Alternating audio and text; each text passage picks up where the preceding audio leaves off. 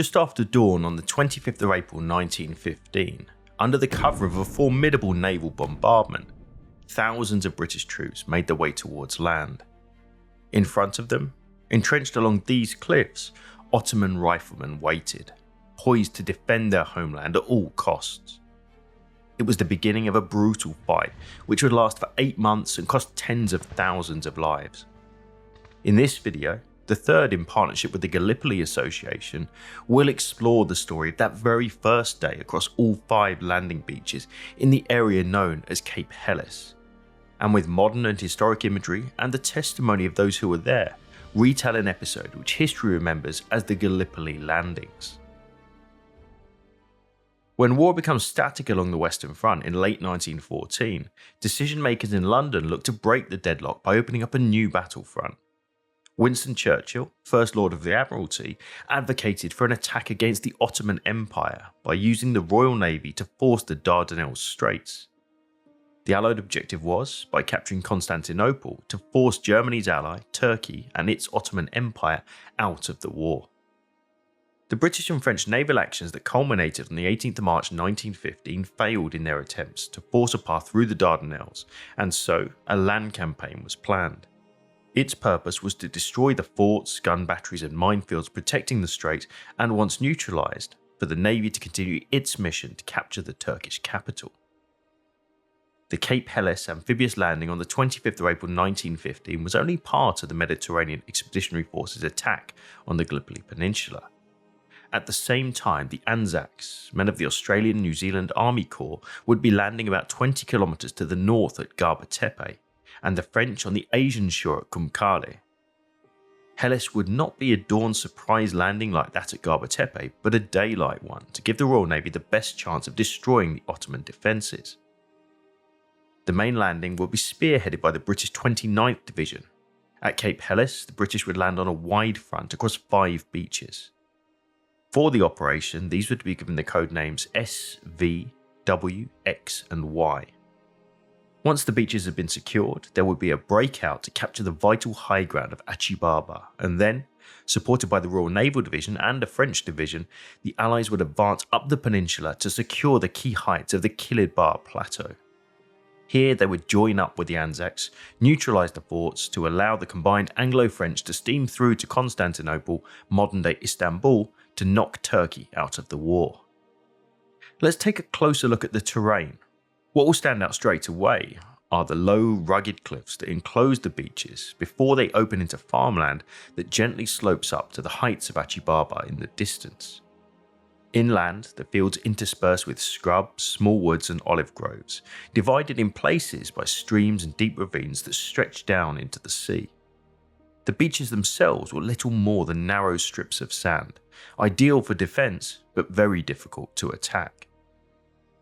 Now let's look at who was holding this coastline. The responsibility for defending the southern tip of Gallipoli fell to Colonel Halil Sami Bey's Ottoman 9th Division. Rather than attempting to guard the whole coastline with continuous defences, the Ottomans used a policy of mobile defence. Here, at Cape Helles, the 26th Regiment had deployed their forces from Semeli Tepe to Morto Bay, with the 25th Regiment in reserve on the Kilid Bar Plateau. The 26th Regiment was stretched out to say the least.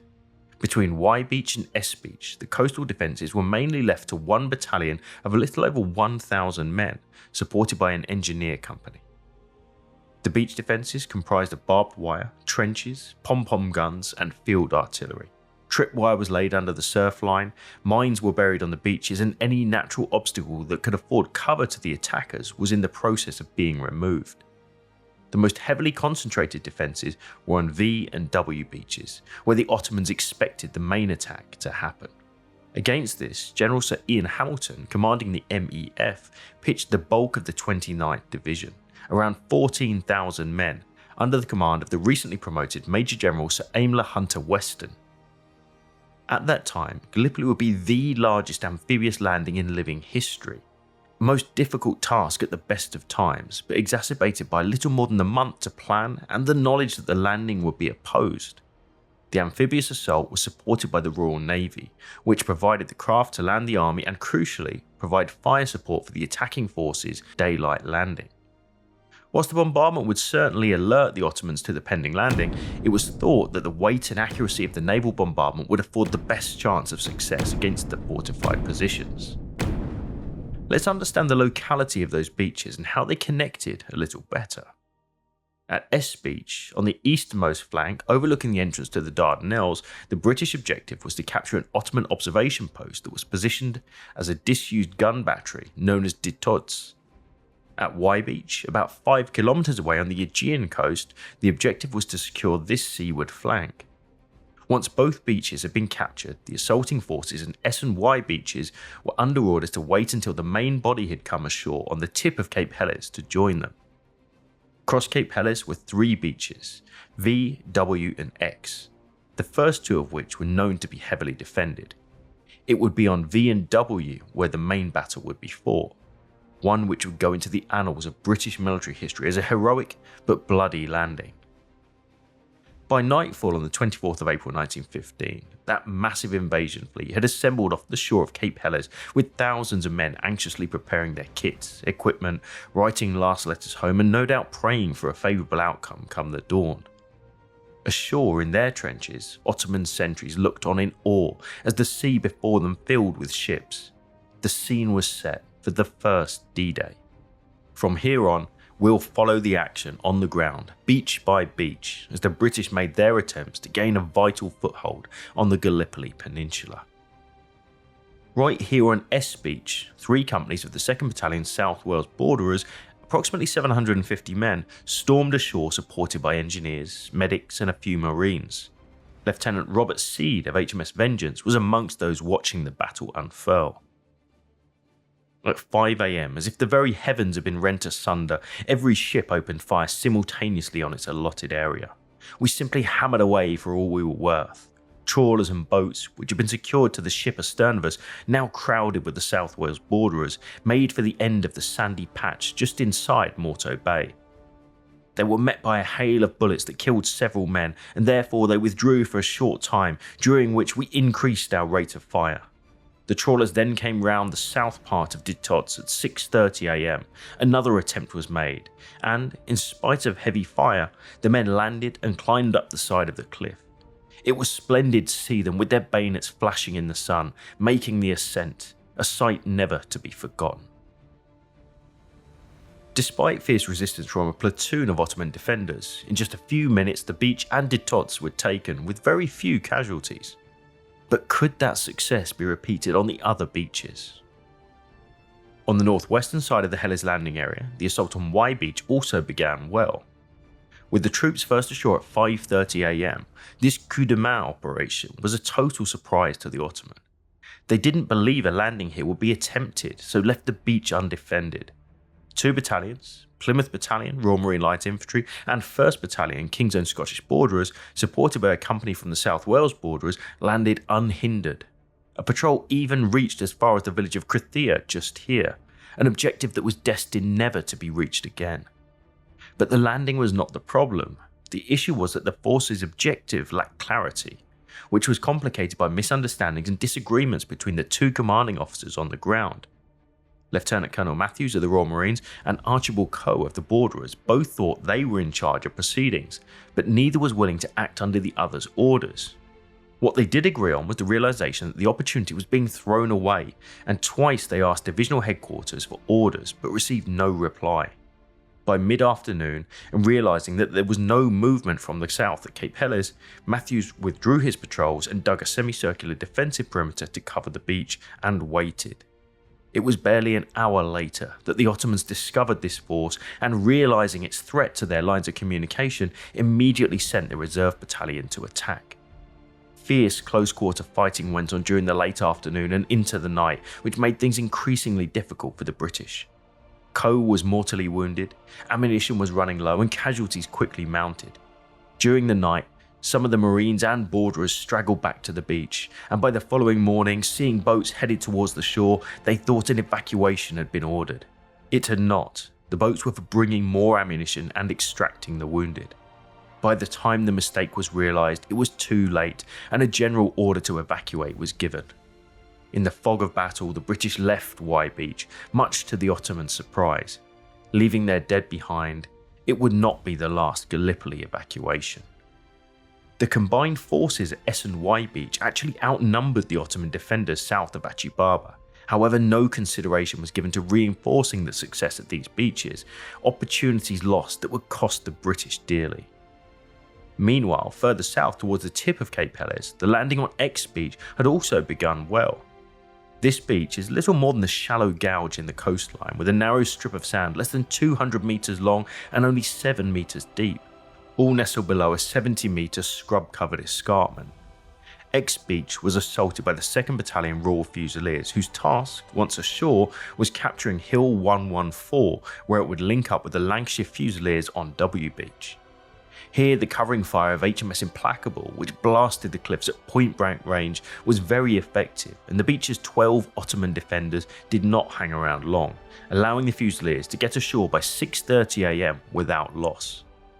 The battalion's commanding officer, Lieutenant Colonel Henry Newenham, wrote, "We got off very lightly while getting ashore. I can only put it down largely to the way our mothership plastered the beach for us at close range. However, we had our bad time later on. About 100 yards from the shore, the launches cast us off and we rowed in for all we were worth, till the boats grounded, then jumped into the water up to our chests in some places, waded ashore and swarmed up the cliff." One staff officer later remarked that the landing differs from some others. "I recollect a bright sunny morning, dead calm sea, not a shot fired. I had a bag in one hand, coat over my arm, and was assisted down a plank from the boat by an obliging sailor, so that I should not wet my boots. The only thing missing was the hotel." The landing was another success, but as Newenham suggested, the bad time would develop later. The beach, as well as Hill 114, was secured with few casualties. A defensive perimeter was established with the help of the Border Regiment at Enniskillen Fusiliers, just in time to be hammered by almost ceaseless Ottoman counterattacks. Pressure was kept on the Fusiliers and their reinforcements for the remainder of the day. Now let's look at W Beach, which was the first of the real bloody landings. The beach here is the largest and consists of an arcing strip of deep powdery sand about 320 metres in length and approximately 27 metres deep, with steep cliffs either side. The ground then rises gently through sand dunes that then runs up steeply to a low ridge. Trip wires had been placed in the surf line and mines planted on the beach. Behind this were 2 belts of barbed wire, surrounded by trenches that looked down onto the beach from the cliffs and low ridge. Despite some contemporary accounts to the contrary, there were no machine guns covering W Beach, just a company of Ottoman riflemen. Regardless, the defences were still formidable. Spearheading the landing was the 1st Battalion Lancashire Fusiliers, who, after securing the beach, were to break out left to join up with the Royal Fusiliers on X Beach and then right to meet up with those on V. To give the best chance of success, a short but intense 30-minute naval bombardment was to precede the landings, to lift some 10 minutes before the boats hit the shore. Unfortunately, this lull in the bombardment was to give the Turkish defenders vital time to prepare to meet the landing. Whilst the sight of the naval bombardment was undoubtedly reassuring, it was largely ineffective against the entrenched positions. Not only did it end 10 minutes before the Fusiliers landed, but the flat trajectory of naval gunnery meant that most shells either exploded into the cliffs or fell too far inland. The boats unknowingly approached the killing zone, where, 90 metres from the beach, a fusillade of rifle fire was unleashed. Those that had not been killed or wounded in the boats gallantly jumped into the water. The men struggled waist deep, exacerbated by the weight of their equipment, the tripwires, beach mines, and a deep belt of wire.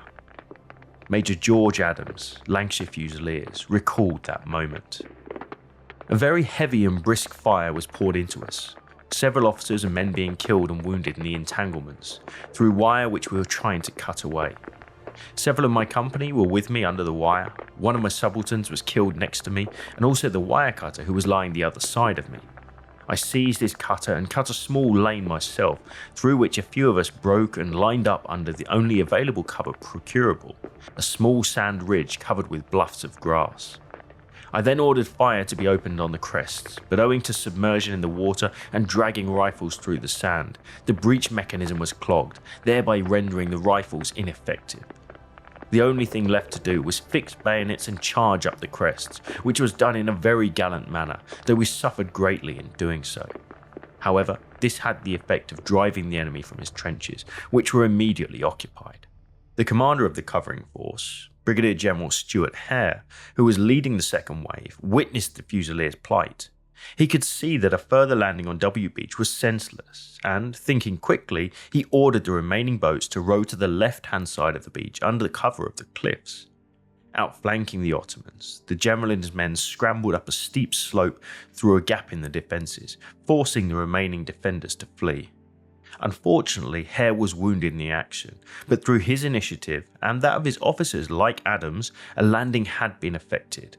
By 8 AM, W Beach had been secured.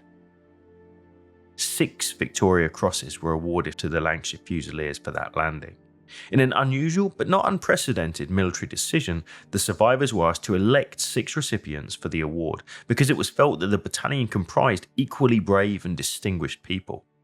The 6 VCs before breakfast, as they famously became known, were awarded to Major Cuthbert Bromley, Captain Richard Willis, Sergeant Alfred Richards, Sergeant Frank Stubbs, Corporal John Grimshaw and Private William Keneally, 3 of whom would never leave Gallipoli. The cost to the battalion that landed with 25 officers and 918 men was 15 officers and 411 other ranks, a shocking 55% casualties.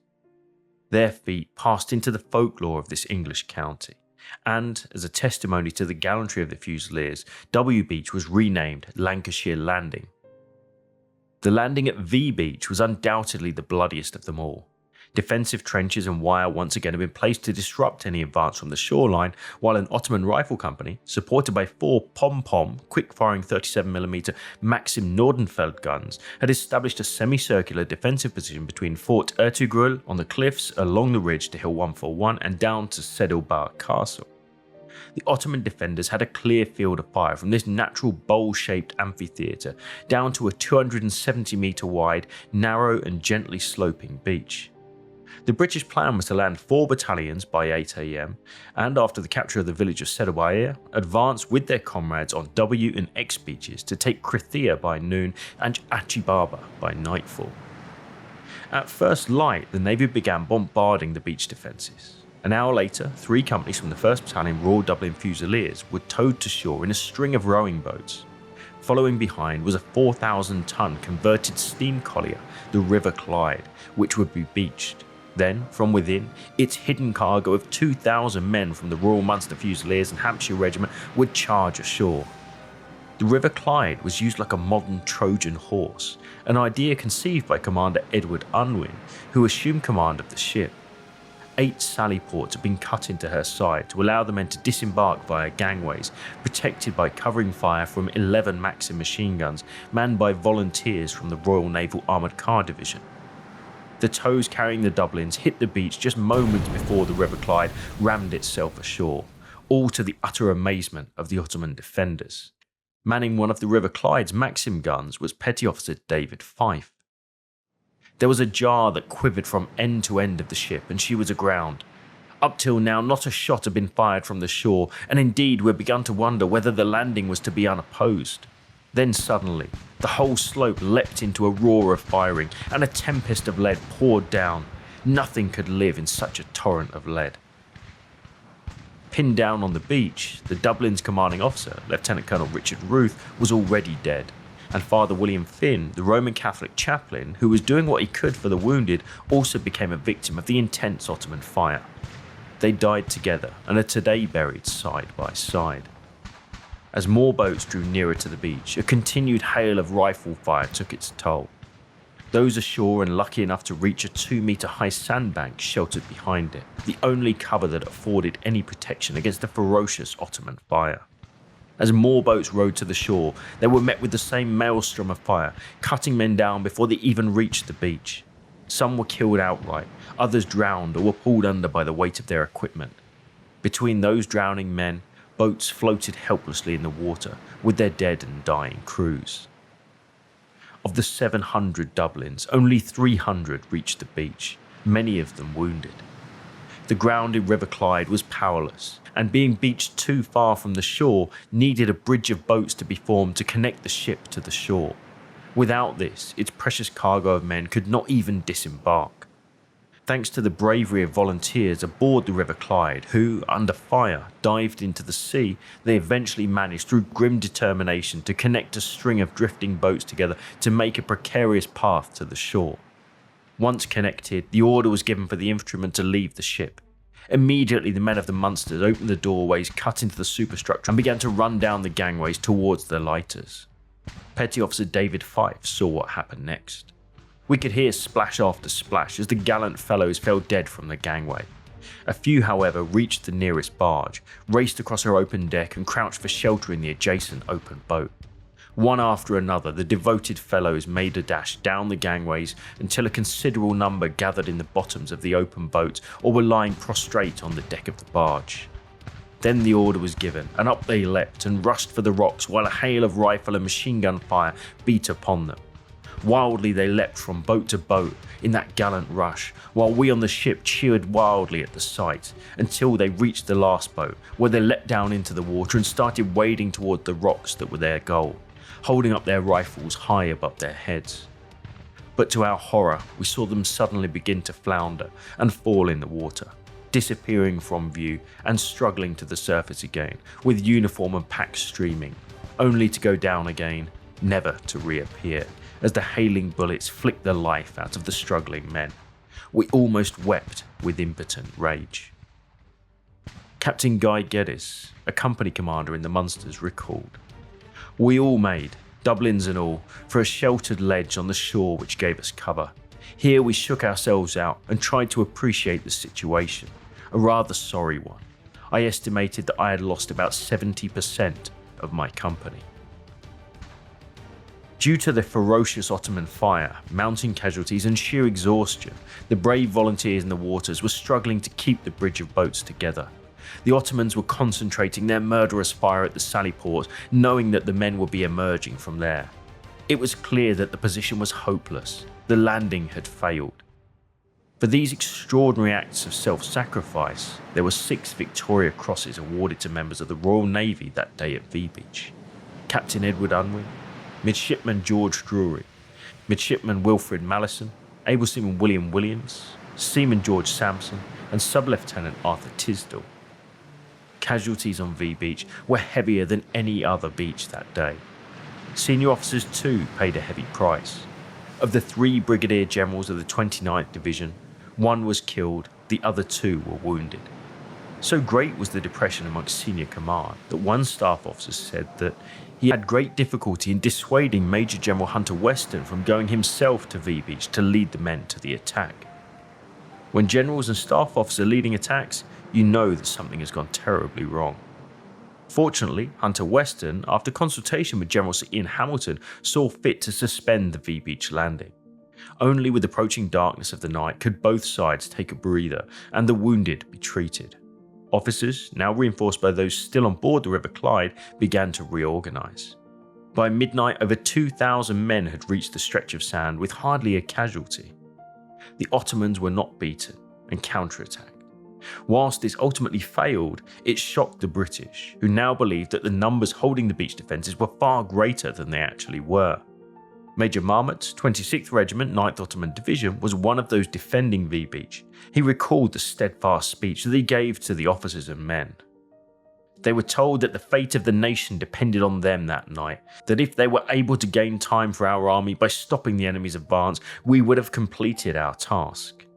It was explained that every hour which we were able to remain here would assist our army in gaining a victory, and it would result in a crushing defeat for the enemy. And it would have been a total disaster for the British had it not been for the bravery shown in the fight for the beaches. Staff officers on board the River Clyde now hatched a plan to break out from the beach in the morning. At dawn on the 26th of April, the assaulting parties charged up from the beach, pushing back the few remaining Ottoman defenders. But it came at a cost of losing 2 more staff officers, Captain Garth Walford and Lieutenant Colonel Charles Doughty Wiley. Both were awarded the Victoria Cross for their bravery on the morning of the 26th of April 1915. A third VC would go to Corporal William Cosgrove of the Munsters, who, despite being wounded, stood up in clear view of the enemy to clear a path through the barbed wire. General Sir Ian Hamilton said of the Hellas landings that, No finer feat of arms had ever been achieved by the British soldier, or any other soldier, than the storming of these trenches from open boats on the morning of April the 25th. Despite all the courage shown during the daylight landings on B&W beaches, and what can only be described as lost opportunities on S and Y, it's all too easy to state in hindsight what might have been. What cannot be ignored is that the best part of the 29th Division was thwarted by the unexpected, dogged and determined resistance of the Ottoman defenders. Despite their own heavy casualties, they had stubbed out any British opportunity to advance, pinning them to the beaches for most of the first 24 hours, the most critical time of any amphibious operation.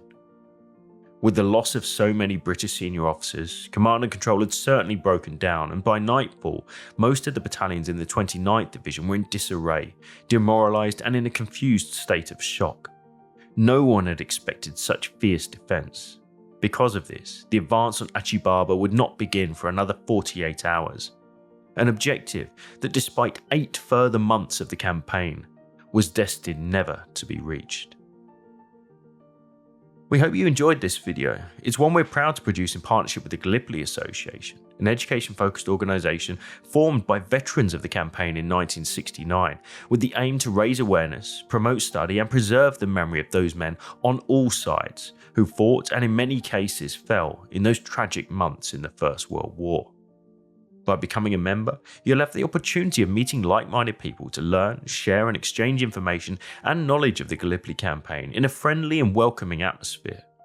From reading regular journals, attending events to battlefield tours where you can follow in the footsteps of the veterans, it remains a thriving association for all. Be sure to check it out today via the link in the description. That's all this time. We'll see you again soon.